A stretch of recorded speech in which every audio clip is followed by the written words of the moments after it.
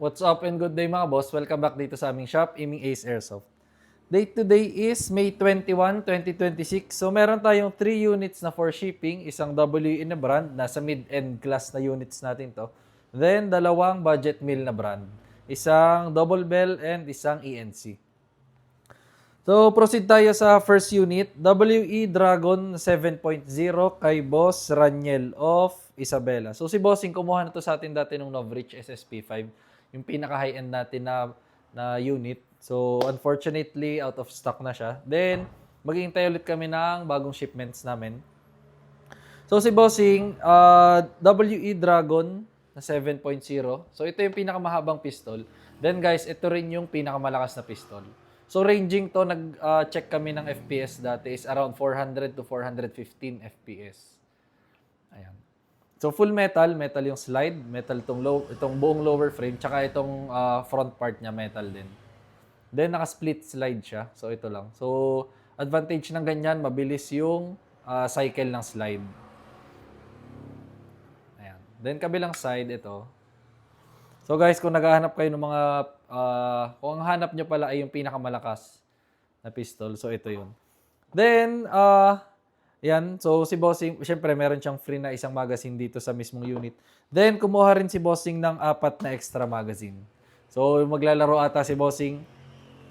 Na-test na rin naman namin to boss, na-leak test na rin, so okay naman siya. Wala naman siyang leak. Ito, try natin tong unit mo, Bossing. WE Dragon na 7.0.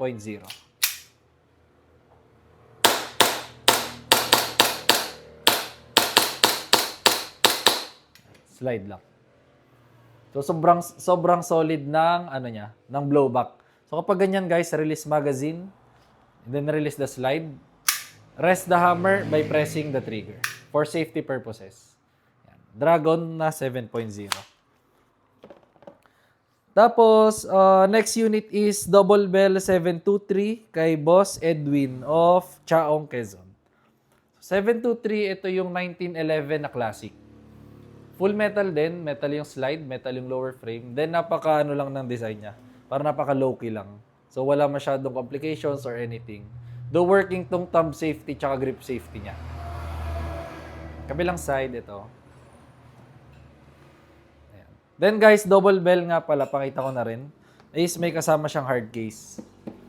Ayan. So hard case siya. Then yung loob niya is merong foam. Yan, makapal yung foam niya. Siyempre lagi may free sticker. Tapos lahat ng double bell may kasama siyang extra nozzle and cleaning rod. Then ito naman tool lang siya pagkakalasin niyo yung unit. Try natin ang unit ni Boss.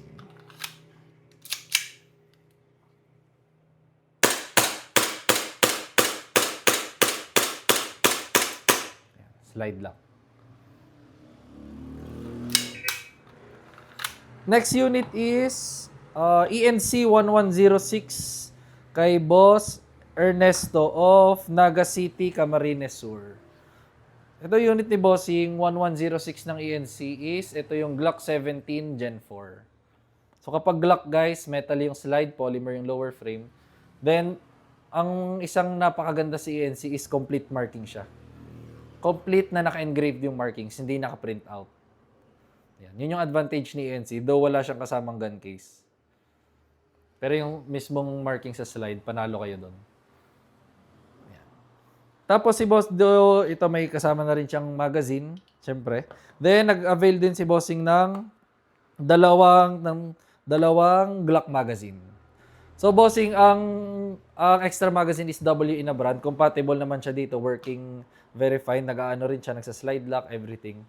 Tapos mas gaganda pa ang putok ng unit kapag itong magazine na to. Ayan. So try natin itong unit ni Bossing.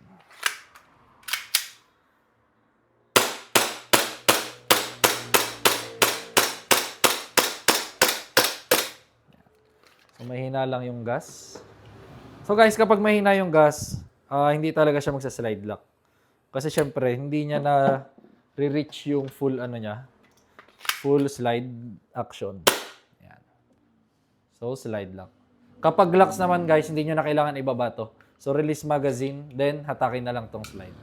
Then, rest the hammer by pressing the trigger. Yan. For safety purposes. So, yun lang naman mga bossing. Process na rin namin itong shippings nyo. Then, if may inquiries kayo, message lang kayo sa aming page, Aiming Ace by CJO. Thank you.